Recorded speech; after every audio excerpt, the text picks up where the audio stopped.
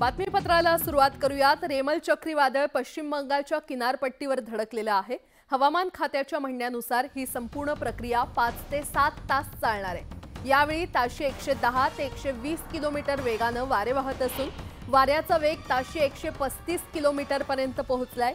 हवामान खात्यानुसार चक्रीवादळाच्या प्रभावामुळे पश्चिम बंगालच्या दक्षिणेकडील जिल्ह्यांमध्ये तर उत्तर आणि दक्षिण 24 परागाना, कोलकाता, पूर्व मिदनापूर, हावडा, हुगळी येथे मुसळधार ते अतिवृष्टी होत आहे आणि या जिल्ह्यांमध्ये हवामान खात्याने रेड अलर्ट जारी केलेला आहे। चक्रीवादळामुळे 20 सेंटीमीटर पेक्षा जास्त पाऊस पडण्याची शक्यता आहे। पश्चिम बंगालच्या इतर जिल्ह्यांमध्ये ऑरेंज अलर्ट जारी करण्यात आलेला आहे।